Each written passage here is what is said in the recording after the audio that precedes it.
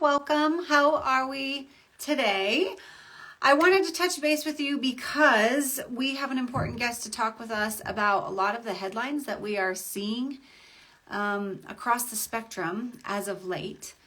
And I'm going to have our friends at Kind join us for a conversation because, as many of us have been watching and following and know, the Office of the Inspector General of the Department of Homeland Security released a report about a week ago that has just really flown across the headlines about the U.S. government's handling of migrant kids in our care. And so the basic report said that, it was an official kind of like management alert. Hold on one second, I'm going to get Kind in. Alert that stated that ICE, Immigration and Customs Enforcement, cannot possibly monitor all accompanied migrant children that are released from DHS. Oh, there's Jen. Hey, Free. So I'm just giving a little summary of what we're going to be addressing today. So the alert said that ICE could not possibly monitor all unaccompanied migrant children released from DHS or the U.S. Department of Health and Human Services custody.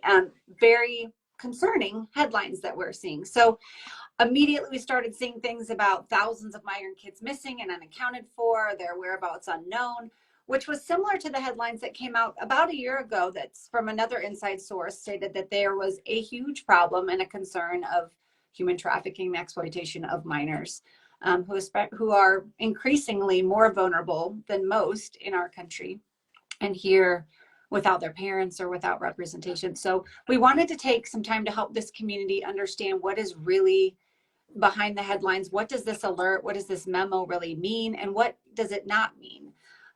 Many of you know our friends at Kind, who are incredible friends at Kind, who represent migrant children and their interests while here in the U.S. without their parents, navigating immigration court. And I really couldn't think of anybody better than Jen Podkul to have this conversation with, because she is the chief of global policy and advocacy at Kind. She is an international human rights lawyer and an expert on children migrating throughout the United States and in this region. So we're going to just kind of really dig into what this is and what this means so that we can have confidence about what we're reading and what we need to be advocating for. So Jen, this is Jen Podkul, everybody.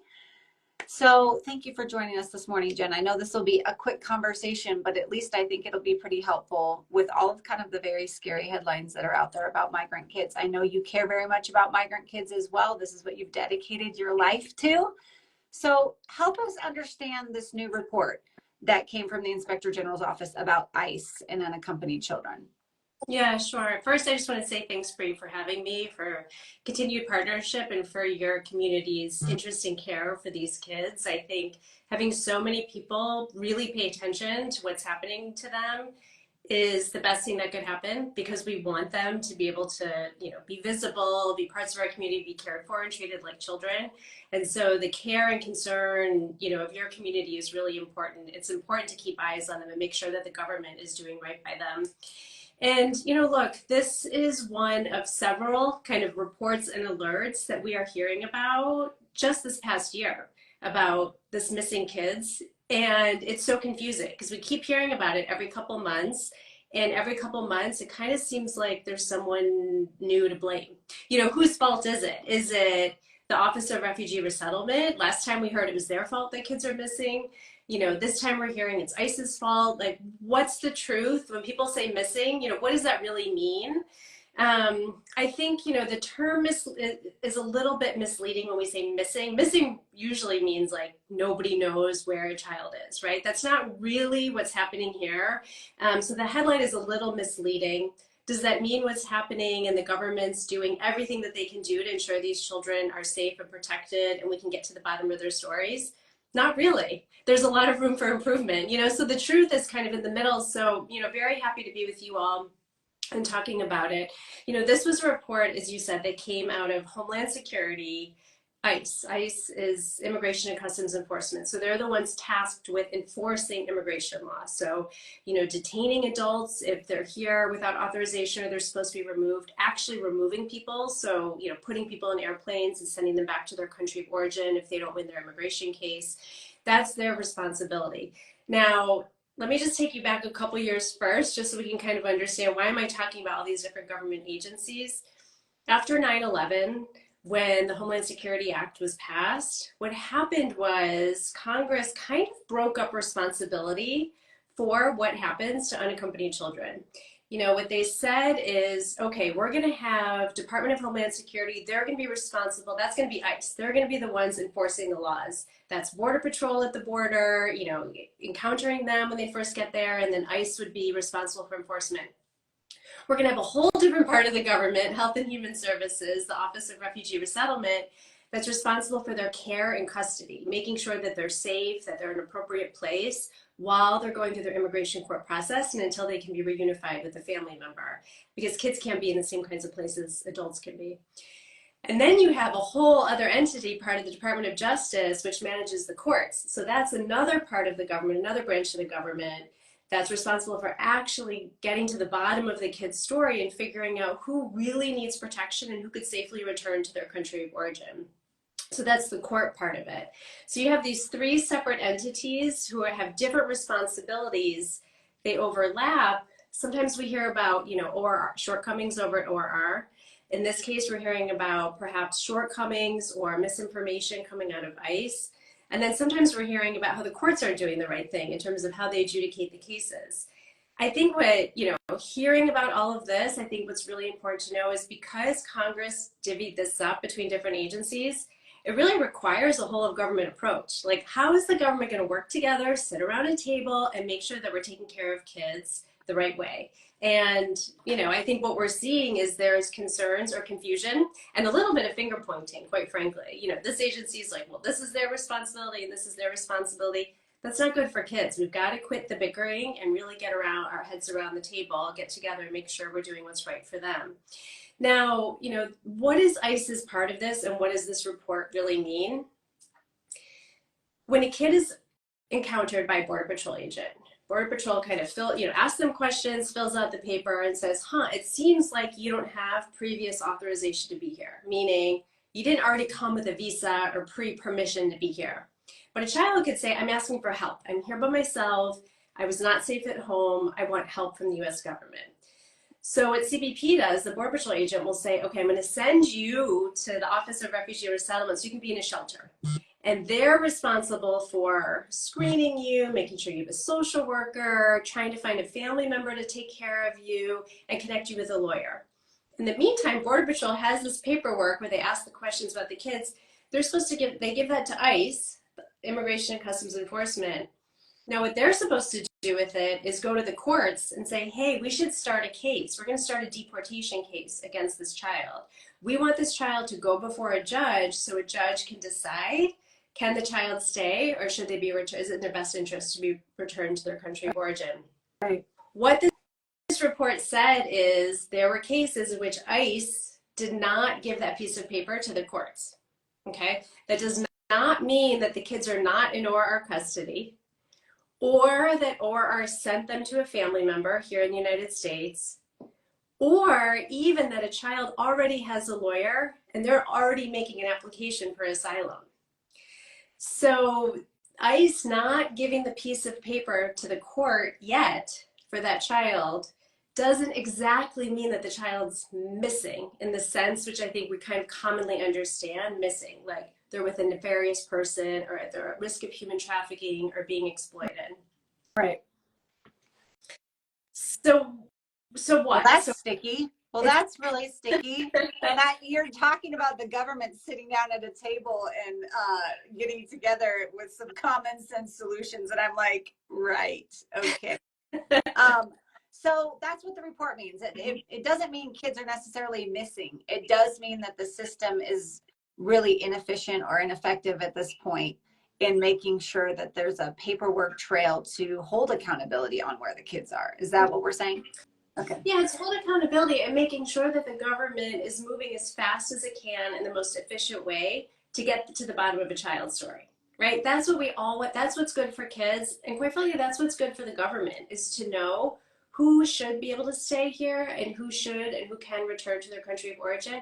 We want that to happen in a fast and efficient way, right? Both for the kid. It's not good for a kid to have to wait years to have their case resolved. It's not good for the government to have these cases in backlog or delays in filing, unnecessary delays if it's not necessary. So, what I do all day is think of the ways that the government can do it better and then tell them what I think they should do. Yeah. So, let me tell you kind of what I think should happen, kind of where the missing pieces are. Sure. Look, the first thing that should happen is when this child goes to the care of the Office of Refugee Resettlement, they go to that shelter, they should be screened by a lawyer and a social worker. Make sure that they weren't, smuggled here by a human trafficker, right? That's not currently happening. That is currently happening. They're getting screened. But what happens is once they decide that child can go live with somebody while they're going through the immigration court process, what ORR should be doing is making sure and providing available and paying for every child to have a social worker check on them after they leave, and that they're connected with a lawyer that's paid for by the government if the family can't pay for one. Why is that important? People are like, uh-oh, lawyers, who wants lawyers? Yeah, more government stuff, more interference, yeah, more programs, more money stuff. Yeah. Exactly. So why? Why is that important? Well, lawyers have a duty of confidentiality, right? So sometimes the lawyers can be the only kid a child can talk to in a confidential manner, like, hey, I'm not safe at this house that they put me in, or I can't get enrolled in school. I think I'm going to be forced to work, right? Or, I really want to apply for asylum. How do I do that? Or I might be eligible for a visa that's special for children who've been abused, abandoned, or neglected. How would a kid who might not even speak English know how to do that? They need somebody to help them navigate the system. If a child has an attorney, 98% of the time, they're showing up to their court hearing down the road. So when ICE does file that paperwork with the court, the kid is a lawyer. 98% of the time, they're going to be showing up to court. When Kind's able to represent a child through their case, we're almost always winning that child's case, right? Mm-hmm. So this is a way to help ensure that the kid's navigating the system that's intended for immigration enforcement and making sure that they know how to do it, and the government can meet its goals, which is getting to the bottom of somebody's story and not having these backlogs and paperwork. The other piece of this is to make it even more complicated. Oftentimes when kids are applying for asylum or for a human trafficking visa or a visa for a victim of crime, they don't even need to go talk to the immigration judge. There's actually a whole other unit at Homeland Security that adjudicates these applications. Our lawyers are oftentimes making these applications to the government before the kid even gets their court date scheduled. So again, this is an efficiency that we can realize to make sure that kids are moving through and can make a good decision about their case very quickly. So the kid knows what's going to happen with the rest of their life, right? And we can make sure, and you have an adult checking in on them to make sure they really are safe and they don't go missing. Well, and I think that's one of the biggest concerns, right? Is that we feel like we see all of these gaps and holes and, inefficiencies in government processes. And of course, as women who care about children, we're like, okay,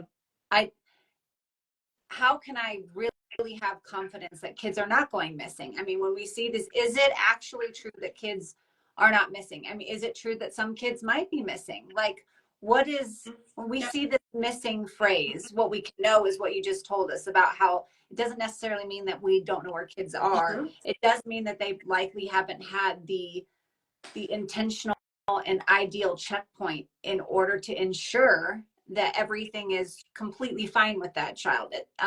So how do we, when we see these kind of like kids are missing, what is the first kind of couple of things that we need to realize? First of all, is that true? And then what questions do we really need to be asking when we see those headlines? Yeah, that's a great point. Now look, I'm telling you, having a social worker and a lawyer after the child's released from government custody is going to be the #1 way to make sure they're safe. More than half the kids don't have that. So there are kids, right, who we know are not getting connected to lawyers or social workers. We don't know exactly if all of them are either attending their court dates, know how to do it, Are they being enrolled in school? And, you know, we all read these horrible reports that have come out throughout the year of kids ending up in either labor exploitation situations or trafficking situations. So can I tell you today, are 100% of the kids okay? I can't, right? Because we have not dedicated the resources to do it. And again, this is a little bit of like pay up front, you save money down the road, right? You pay up front by making sure that the government's resourced to give the lawyers, to give the social workers to kids. We're going to save a heck of a lot of money when we're thinking about Department of Labor having to go do raids in the middle of the night to make sure kids aren't working at a, you know, chicken factory or a Cheeto factory, right? We're going to make sure that we're not having to provide trauma care to a child who's been traumatized unnecessarily because we didn't do that care up front. The other thing is, you know, another way to check on all of this in the system is, you know, we've had the pleasure of seeing a special juvenile court when the immigration courts set up separate courts for kids. This is another way to capture and kind of check and make sure that kids aren't falling through the cracks. So if kids do go to court and you have lawyers there, you have a special docket that's for kids, you have a judge that explains the process to them and their families, you have lawyers who are able there to check to them and talk to them and make sure they have what they need. That's another way to capture it. So, you know, for the courts that have not set up juvenile dockets yet, they're missing an opportunity to do that. The other thing is, you know, just recently the immigration courts decided, headquarters sent out a notice to all the offices that they should set up these special children's dockets, you know, a special day where kids are going to go. When they did that, ICE started implementing, they're going to have a juvenile point of contact in each office. That's great. Again, this is ICE's way of responding to the criticism that came out from this report, which is, you know, do you know where they all are? Are you checking in on them? The best way to do that is have a point person in each ICE office that's for juveniles. That way they can be tracking, you know, have they filed the NTAs with the court? Is that the appropriate thing to do? Do you need to check in with the kid? Can we drop the kid's case because they ended up getting a visa already and we can close their case and making sure that they're safe? So these are like real tangible things that we can do to get at the answer, which is, you know, we don't know if 100% of these kids are safe right now. These are pretty easy ways and things that the government can do to make sure that they are safe. So, you know, like I said at the beginning, the narrative that all of these kids are missing is not right, but we're not quite hitting 100% yet, which is what we need to do for kids. Yeah, and I think what is a really good key point in all of this is in general, and Women of Welcome says this all the time, and you have stated this multiple times just in your explanation of things, is not everybody should stay in the U.S. Not everybody is afforded that opportunity under the law. Not everybody is afforded that opportunity just because of various circumstances. But we also know that while kids are in our care, they deserve to be treated like children and cared for as children and not be put into adult court systems and processes that they cannot navigate on their own and that are easily missing the nuances of what vulnerable children need. And so I think that it's really important for all of us to just hear that when we see these reports, it's not that we don't like, oh, that headline isn't true necessarily, but it does mean that you should dig in and say, all right, there are some major inefficiencies that if I care about kids, I should be using my voice to hold the government accountable, that while kids are in our care, whether they're repatriated or whether they are staying, that they need to be treated with care for the lifelong effects that it will have on how they are treated when they are in our care. So at the end of the day, not every child that is accounted for there is missing, but as Jen said, I mean, there are children who are likely falling through the cracks because we do not have the resources and the efficiencies in place. And so right now you're, like Jen said, you're seeing a lot of finger pointing, which is really unfortunate. But I also did hear from you that we're seeing some solutions as the finger pointing is happening. So my question to you is the last one I have, and I'll let you go, is what is, like, you know, I'm not a lawyer. Most women who are listening to this aren't lawyers. We don't know all of the jargon. We don't know all, like, where to enter. We don't know what we don't know. So what can we do when we see these headlines and we are just like aghast about it and we care very much about human trafficking and child exploitation? What can we do when we're not you Mhm. in these situations, reading these headlines? What's the most helpful thing for us? Yeah.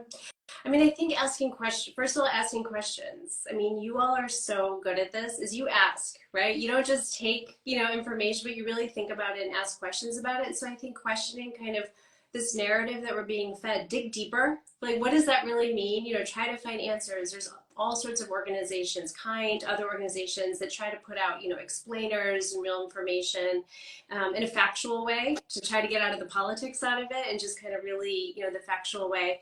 Ask questions, help, educate, when you do feel like you have a handle on something or you understand something a little bit better, educating your friends and neighbors about that is really important so that, these narratives or, not necessarily a rumor, but, kind of untruths or inaccuracies kind of get away from us. The other thing is, using your voice. So that could be, contacting lawmakers or, sharing other ways, the local level or at the federal level, and say, I think we need to dedicate resources to this. I want more answers. I want more clarity on this. I want to make sure that government is dedicating enough resources to this. And I think, this is a really interesting issue because as polarized politically as immigration can be, there's a lot more common ground when you talk about kids, and it's an interesting way. It's kind of to talk about it and think about it, because if you talk about this as a child protection issue, you get a lot of people who might disagree on other issues to come to the table and prioritize it. So, when I was talking to you about, setting up these separate kids courts, children's dockets, there's bipartisan legislation, that was introduced by Dems and Republicans who agreed this is a good idea because it promotes child protection and government efficiency. There's really good energy around thinking through what are priorities. Congress puts out these bipartisan appropriations bills every year, right? How much they're going to spend on certain priorities. They include money for or are to provide the social workers, provide lawyers for kids. We want to encourage them to do that. So there are times when the rubber hits the road, people from seemingly different places can really come together on child protection. And so I think when we think about these kids and we talk about them and we do any of our advocacy or our activities closer to home, we talk about them like kids, and really think about them and really center the whole conversation around child protection. Yeah.